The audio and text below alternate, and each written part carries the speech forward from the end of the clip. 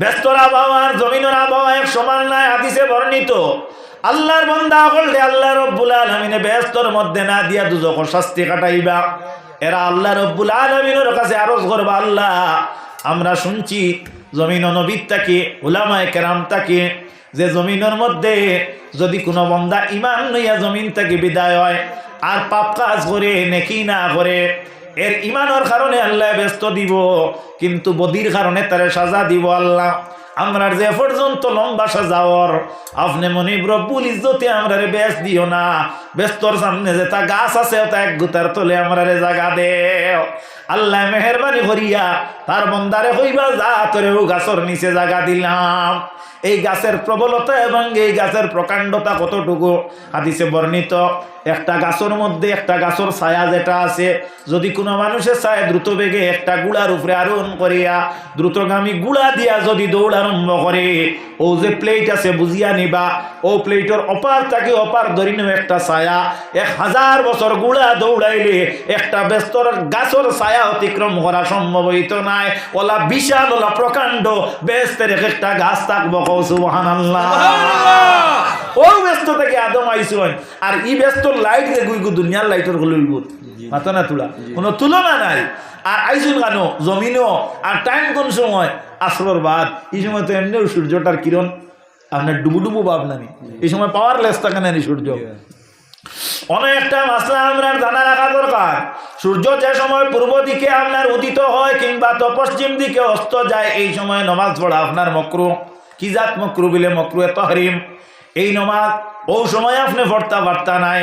অর্থাৎ সূর্যটা যে সময় পূর্ব দিকে উঠে, সূর্যটা আপনি লক্ষ্য করলে সূর্যের দিকে তাকাইলে আপনি বুঝবা সূর্য উদয়ের।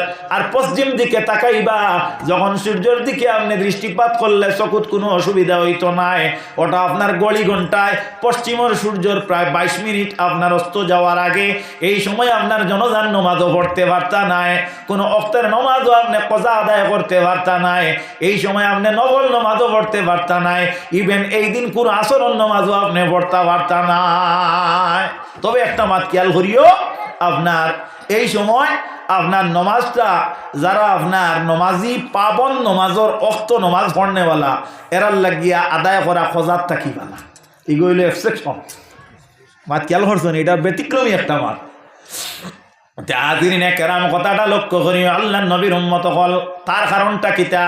তার কারণটা যেমন ধরি নেন, আপনি একটা গাড়ির মধ্যে ছিলা, কই ছিলা গাড়ির মধ্যে, যে গাড়ির মধ্যে নমাজের কোনো পরিবেশ ছিল না। লামার পরে দেখলা এখন আপনার সূর্যটা কিতা ওর আপনার অস্ত যাওয়ার সময় হয়ে যার, এমতা অবস্থায় আপনি নমাজ বাদ দিতা না পড়িলেইতা বিলে আপনি এই অবস্থাতে আপনি নমাজটা পড়িলেইতা খেনে বিলে মকরুহ বিলে না। এই সময় নমাজটা পড়া আপনার কজাতটা কিয়া বেহতর, এটা চরাচরিত অভ্যাস নাই। নতুবা এই সময়ে কিন্তু আপনি সদা সর্বদা হোক যে কোনো সময় হোক আপনি নমাজ পড়া মকরুহে তাহরিম। সাল্লাল্লাহু আলা মুহাম্মাদ সাল্লাল্লাহু আলাইহি ওয়াসাল্লাম। সাল্লাল্লাহু আলা মুহাম্মাদ সাল্লাল্লাহু আলাইহি ওয়াসাল্লাম। হযরতে আদম আলাইহিস সালামে কিতাব আল্লাহ খান্দন আরম্ভ করলে, আল্লাহ আমি ভুল করছি মাবুদ, আল্লাহ আমি আজকে এত ফসাদ থাকি জমিনের মধ্যে আইলাম, আপনি মওলা মেহরবানি করিয়া আমার আবার ব্যস্ত দেওয়া তো দূরের কথা, আপনি ফসার মধ্যে আপনি আনো আমাদের কেউ বলা হয়নি না। ও আদমে খান্দন আরম্ভ করলা, আর খান্দন শুরু করলা কোন সময় আসরের বাদটা কি সামনে দিয়ে আন্দাই আরো অন্যানি আরো আন্দাই অন্যানি। ও খান্দিতে খান্দিতে খান্দিতে আখতা দেখলা পূর্ব আকাশের মাঝে একটা ফসার বাপ, যে সময়টা আমরার ফজর রক্ত, যে সময় কিতা আমরার ফজর রক্ত, ও সময় আপনার ফসা দেখি আদমে চিন্তা করলাম, মনে হয় আল্লাহ আমারে আবার ফসা দিলাই রাখো, আলহামদুলিল্লাহ সুবহানাল্লাহ। হযরতে আদম আলাইহিস সালামের শুকরিয়া তান 2 রাকাত নামাজ আল্লাহর কদমে আদায় করলা।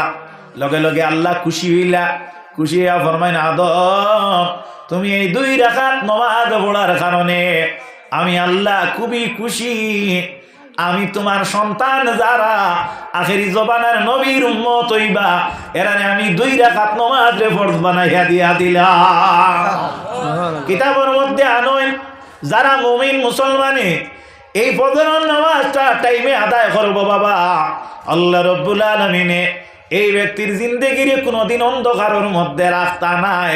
যদি আপনার জীবনটা পরিবর্তন করার লক্ষ্য থাকে, উদ্দেশ্য থাকে, আপনার জিন্দেগির যদি আপনি বদলাইবার চেষ্টা থাকে, আপনার মনের ভাব থাকে, তাহলে বাবা কমপক্ষে ফজরের নামাজটা ছাড়িও না।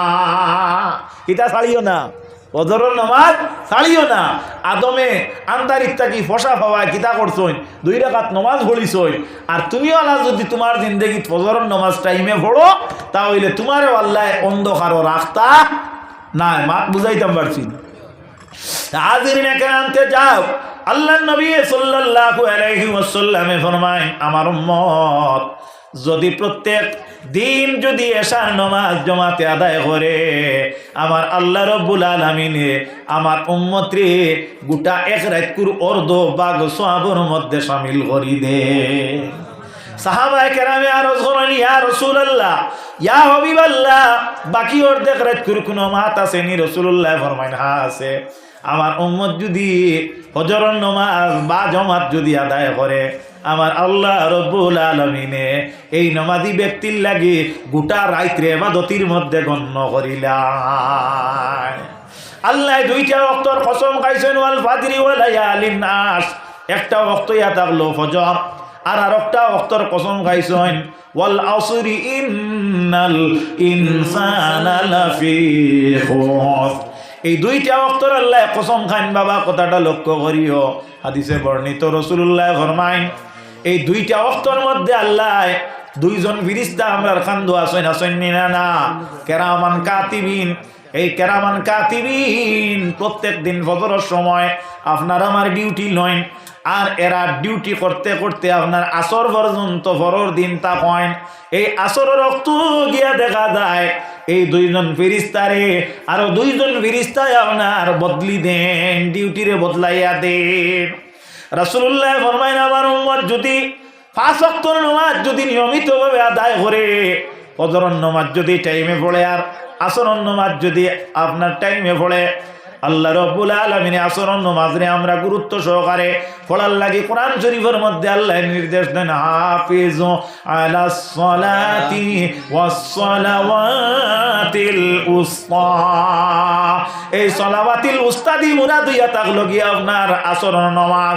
আসরের নামাজ রে যদি আমরা টাইম মতো আদায় করি, আল্লাহর নবীর উম্মতের আর রাসূলুল্লাহ ফরমায় আমার উম্মতের তামাম নামায় আমল নামাজ দি পরিপূর্ণ থাকবো। সুবহানাল্লাহ। ফর এক্সাম্পল, আপনার বাড়িতে একজন দিন মজুর ব্যক্তিরে কাজে লাগাইয়া গেছেন, বের দেওয়াত কিতাব বের দেওয়াত, বাবা আমি মাস্টারি চাকরি করি, আমি স্কুলে যাইব গিয়া তুমি আমার কয়েকটা কুফি ফারিয়া বের দিতে অমুক জায়গা অতখান থাকে অতখান, আপনি একটা জমির তারে চতুর্সীমা নির্ধারণ করিয়া দিয়া গেলা। আল্লাহর বান্দা আপনার বাড়ির মধ্যে ইয়া কুফি ফারা আরম্ভ করলো, বের খুব মনোযোগ সহকারে দেওয়া আরম্ভ করলো, আপনার দুপুর 12টা পর্যন্ত সুন্দর করে বের দিল। মাস্টার তো স্কুলে গেছেন গি, বেটায় মনে করলো মাস্টার এলকু স্কুলে গেছেন গি, আগে জেলা গুরুত্ব স্বরূপ কাজ করছি, এলকু আপাতত একটা নেগলিজেন্সি করি ও সময় কিছু কাটা বিড়ি টিলি খার ব্যাগবি মাফ দিবা, একটা দৃষ্টান্ত দেয়ার মিসাল দেয়ার কথা করি করি আপনার দেখা গেল 3টা বাজার সময় লেগে গেছে, বেটা এরিবার কমরো গামছা বান্ধি খুব বালা করিয়া শুরু করছে বেরোর আপনার আলো মাঠানি। আপনারা কিতা মনে করে আলম কই, হ্যাঁ ও আলো মাঠানি শুরু করছে, আলা বা আলো মাথা আটানি শুরু করছে। মাস্টার সাহেব এই সময় আইতে সময় বাইক থামাইয়া দেখলা যে দেখরানি আমি থুইয়া গেছিলাম বের দেবা, তারাইয়া ভাইয়া রাবো বের দের ই গেছে মাঝে যে 3 ঘন্টা গ্যাস গেছে, ইগনেন তো তানার খেয়ালও নাই, কারণ ইনে তো সিসি ক্যামেরা নাই, মাত খেয়াল ঘটায়। আল্লাহ রাব্বুল আলামিনে নবী দিয়ে ফরমায় আমার উম্মত যদি 5 ওয়াক্তের নামাজটা নিয়মিতভাবে আদায় করে, আসরের নামাজটা যদি নিয়মিতভাবে আদায় করে, ফজরের নামাজ যদি নিয়মিতভাবে আদায় করে, আমার আল্লাহ রাব্বুল আলামিনে এই ব্যক্তির গোটা নামায় আমল দে নামাজ দ্বারা পরিপূর্ণ করিয়া দিব। সুবহানাল্লাহ, সুবহানাল্লাহ। আল্লাহর হাবিব সাল্লাল্লাহু আলাইহি ওয়াসাল্লামের উম্মতগণ নামাজ রে ওয়াক্ত মোতাবেক আদায় করার মধ্যে কত ফজিলত আর কত বরকত। আল্লাহর হাবিবের খেদমতে একদিন একজন সাহাবী গিয়ে হাজির হইন। সাহাবী হাজির হইয়া ফরমান, ইয়া রাসূলুল্লাহ, আইয়ু আফদালিল আমল, সবচেয়ে বেহতর আমল কোনটা? আল্লাহর হাবিবে ফরমান, আস-সালাতু লিওয়াক্তিহা, সবচেয়ে আপনার বেহতর আমল হইয়া থাকলো, সবচেয়ে বেহতর অভ্যাস হইয়া থাকলো নামাজ রে ওয়াক্ত মোতাবেক আদায় করা। আমাদের মধ্যে অনেক লোক আছি বাবা, নমাজ পড়ি কিন্তু টাইম মতো নমাজ আদায় করতে পারি না। মেরি নমাজে কিতাব ওখানোর মধ্যে একটা ঘটনা আনছেন। একজন মহিলা মারা গেছেন, মারা যাওয়ার পরে তানে কবরের মধ্যে শরীয়তের নীতি অবলম্বন করিয়া যে নিয়মে রাখার কথা, এইভাবে আল্লাহর মন্দিরে রাখা হয়। রাখার পরে কবরে রাখার সময় কোনো মানুষরে টাকা দেওয়া হয় না, আপনার কোনো নমুনার কোনো সম্পদ দিয়া তারে সাহায্য করা হয় না। খবর একমাত্র দেখা যায় একজন মানুষের সঙ্গে কাফন দেওয়া হয়, আর এই কাফনের মধ্যখানো যে বান যেটা আছে ওটাও পর্যন্ত খুলিয়া দেওয়া হয়। হাদিসে বর্ণিত ইয়াহুল্লুল উকদাতু, যে এই বান যেটা ওটা খুলিয়া দেও। তাহুল্লুল উকদাতু কেনে? লিউসাহিলা আলাইহিল জুলুস ফিল কবর ইনদা সুআলিল মালাকাইন, এই কবরের মধ্যে ফেরেশতা হল প্রবেশ করবা, আর এই ফেরেশতা হলে যাতে এই ব্যক্তিরে আপনার সোয়াল করতে সহজ হয়। তাহলে বোঝা গেল কবর রাখিয়া আপনি বান খুলিয়া দেওয়ার কারণ হইল একজন বন্দা উঠিয়ে বইতেও পারত। ইনো আপনার ই বান যে গুইগুত রাখলে তো আল্লাহ খুলাইতে পারেন না, নবীজিয়ে কইয়া দিছেন ই বান দিগু খোলা হইতো।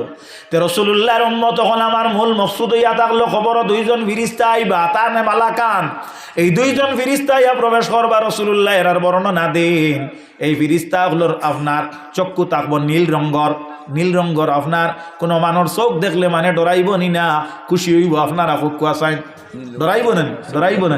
এরার দাঁত যেটা এটা আপনার লম্বা লম্বা থাকবো, লম্বা লম্বা দাঁত থাকবো।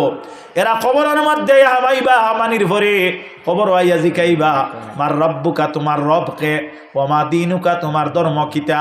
এই ব্যক্তিরে প্রশ্ন করবা, আতারি ওয়াহাজার রজুল, আল্লাহ নবীরে সশরীরে এই মুর্দার সামনে হাজির করা হইব আর জিকানি হইব এই ব্যক্তি সম্পর্কে তোমার ধ্যান ধারণা কিতা, অর্থাৎ এই যে বেটা মানুষ যাইন এন খেয়ে তুমি চিননি। এই সময় আপনার প্রশ্নের উত্তর দাতা যায়। নবীজিয়ে ফরমাইনি এই সময়টা দেখবা আসরের আখরি ওয়াক্ত। কোন সময়? মাথনা তুলার আসরের বাদ আর মাগরিবর আগ, অর্থাৎ আসরের আখরি ওয়াক্ত দেখবা। আল্লাহ নবীর উম্মত হল অন্য একটা দৃষ্টান্ত আপনারা সামনে দেই। আপনারা কেন আপনার রেল স্টেশন আছে নানি, নিলাম বাজার আছে, আরিবা দারোখানো আছে, ফাতারকান্দি আছে নানি, ফাতারকান্দি রেল স্টেশন। আপনি গুয়াহাটিত গেলা, মনে করি নেন গুয়াহাটিত গেলা, গুয়াহাটির থেকে আপনি ফাতারকান্দি রেল স্টেশন নামলা। নামার পরে আপনার টাইম আসলো কয়টা? 12টা, মনে করি না 12টা। এই 12টার সময় আপনার ট্রেন যেটা এটা আপনার এরাই বাসলো। এখন দেখা যায় ট্রেন লেট হওয়ার কারণে 12টাত না বাজিয়া আপনার 2টার মধ্যে আইয়া প্রবেশ করলো। 2টাত আপনি নামলা, নামিয়া আপনার ঘরের মধ্যে গিয়া চা নাস্তা ভাত পানি খাইলা, স্নান টান করলা। করার পরে দেখা যায় আপনি সামান্য দম লইলা। আপনি নমাজি একজন মানুষ, আপনার কেয়া লইল আমি আসরের নমাজটা টাইমে আদায় করম, মাগরিবার নমাজ টাইমে আদায় করম, আর এরপরে সামান্য আবার নাস্তা করিয়া ঘুমাইমু। এরপরে বাবা অকল তোরা রাইত হইলে এসার নমাজ পড়িমু। ওলা কোনো সময় ক্লান্ত পরিশ্রান্ত মানুষ একটা রুটিন বানায় নি না, বানায় না। তো এই তো আপনার ভূতিজন কটার ধরি নেন 3টা, আর আসরের আজান কটার? 3:30। এলকু কটার দেন আপনারা? এটা কটার দেন? 3:30। আচ্ছা 3:30 উবালা বা তোরা আগে নাই বাদেও নেই, অসুবিধা নেই, ফোনে 4টে উবালা। আমরা এটা 3:30 তো হয়। তো যাই হোক 3:30টার সময় তাই উঠি বাতান মনের ভাব নিয়ে 3টার সময় এমনি সামান্য রেস্ট নিতরা, বিশ্রাম কতরা। ও সময় কেন আপনার গুম যে গুই গুতো একটা মৌতর বাই নানি। রাসূলুল্লাহ ফরমাইনা নৌমুকাল মৌত, গুম হইল মৌতর বাই। ও আখতা দেখা যায় আল্লাহর বন্দার গুম আইছে, ফুলি যায় এই বিবেক সম্পন্ন। ফুয়া যারা এরাও আপনার বিবেকবান, এরা হইলে আব্বারে কিলা চালাইতাম বা অত কষ্ট করিয়া গুয়াহাটি তাকিয়া আইসইন আপনার কষ্ট মষ্ট করিয়া, তে যা যেতে হইবার হইব, ঘুমাই গেছে, চোখ লাগ গেছে আর চালাইবার কাম নাই, ঘুমাই যাক মনে করি নিবার। ও সময় কেন আসরের আখরি অক্ত লাগাবাড়ির এক ভদ্রলোক বা আরো তোলা দূরর এই জানই না যে তাইন পরিশ্রান্ত ক্লান্ত। ও তাই না ডাক দিলা, চাচাজি বাড়িতে শুননি বা দাদাজি বাড়িতে শুননি কইয়া ডাক দিলা। আখতা ডাক শুনিয়া গুম জাগিল, গুম চালিলা। এই যদি নওয়াজি মানুষ হইতে কিতা কইবা? আমি কইলে আপনারা তুকাইয়া লাভ নাই।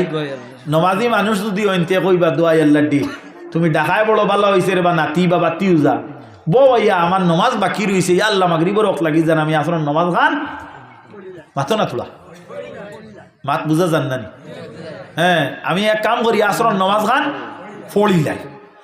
আল্লাহর হাবিব সাল্লাল্লাহু আলাইহি ওয়াসাল্লাম ফরমায় আমার উম্মত যদি নামাজি হয় তাহলে এই ফেরেশতা দয়ে প্রবেশ করিয়া সওয়াল যখন করবা তখন আমার উম্মতে দেখব এই টাইম হইল আসরের আখরি সে নমাজের পাবন সঙ্গে সঙ্গে ফিরিস্তা হলে জানাইব আল্লাহর ফিরিস্তাগণ তুমি তাই না আমার যে সোয়াল ঘটায় এই সোয়ালটা ভালো করছো আমি উত্তর দিতে পারবো, তবে মেহরবানি করিয়া আমি উত্তর দেওয়াত লাগলে সময় মরব বাতিউজার ডাকে সাড়া দিয়া গফ লম্বা করলে মাগরিবর যাইতে পারে বাতিও যাব আমি আসরন নামাজ খান আদায় করিলাই ওলা আল্লাহর বন্দা ফিরিস্তারে কইবা ফিরিস্তাগণ আপনারা দম লও আমি আসরন নামাজ খান আদায় করিলাম। সুবহানাল্লাহ। রাসূলুল্লাহ ফরমায় আমার উম্মত আসরের নামাজ আদায়ের লক্ষ্যে অজুর জল তালাশ আরম্ভ করব। আল্লাহ রব্বুল আলামিনে দয়া করিয়া ও অজুর জল তালাশ থাকতে থাকতে কিয়ামতর বিচার আরম্ভ হয়ে যাইব। সুবহানাল্লাহ। যাও আমার বন্ধুগণ আমার বুজুর্গণ আমার মকসুদ ইয়া থাকলো কি আমরা নমাজটা ওয়াক্ত মোতাবেক আদায় করতাম। আমরা যদি নমাজ না পড়ি জিন্দেগিরে সুন্দর করা সম্ভব হইতো না।